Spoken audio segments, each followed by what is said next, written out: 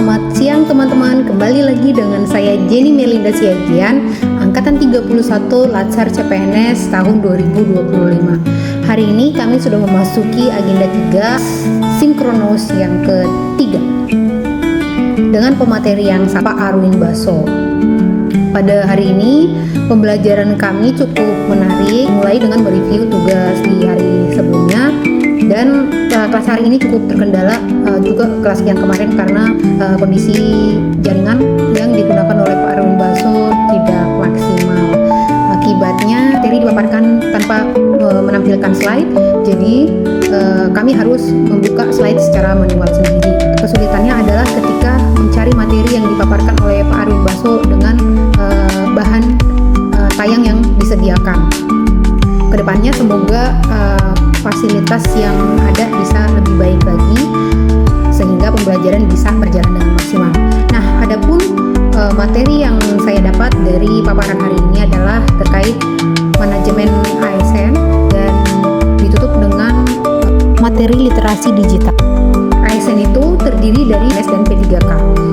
PNS itu adalah setiap warga negara Indonesia yang memenuhi syarat diangkat sebagai PNS.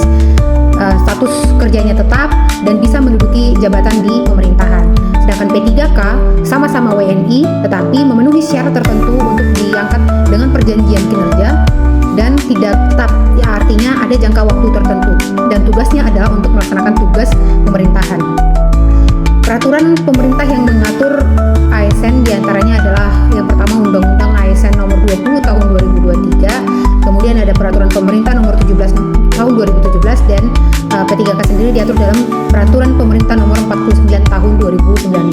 Selain benefit yang diperoleh oleh PNS dan P3K, salah satu hal yang membedakannya adalah hak pelatihan yang diperoleh oleh PNS. PNS wajib memperoleh sekurang-kurangnya 20 jam pelatihan minimal per tahun. Jabatan PNS itu terdiri dari 3. Yang pertama ada jabatan administratif, jabatan fungsional, dan jabatan pimpinan tinggi.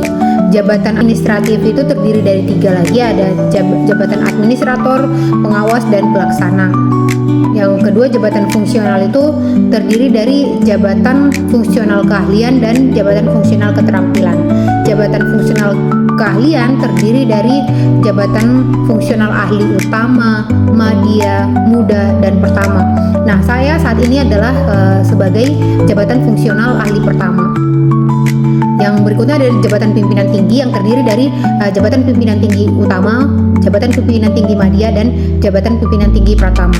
Peraturan yang mengatur penata pertanahan secara khusus diatur dalam 3 peraturan, yaitu Permen Pan RB nomor 1 tahun 2023 tentang jabatan fungsional, yang kedua Permen Pan RB nomor 77 tahun 2020 tentang jabatan fungsional penata pertanahan, dan yang ketiga Peraturan Menteri ATR Kepala BPN nomor 28 tahun 2021 tentang petunjuk teknis jabatan fungsional penata pertanahan. Adapun tugas dari penata pertanahan berdasarkan ketiga peraturan tersebut adalah yang pertama melaksanakan layanan pertanahan di bidang tenurial, yang kedua di bidang teknis, dan di bidang pengembangan pelayanan pertanahan.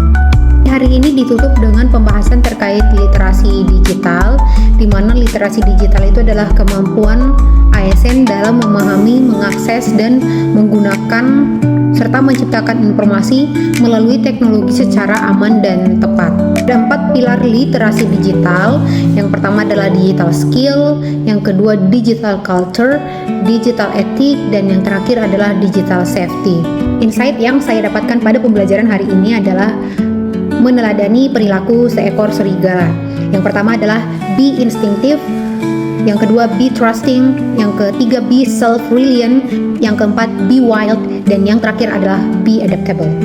Demikian pemaparan saya hari ini, sampai jumpa pada penjelasan berikutnya.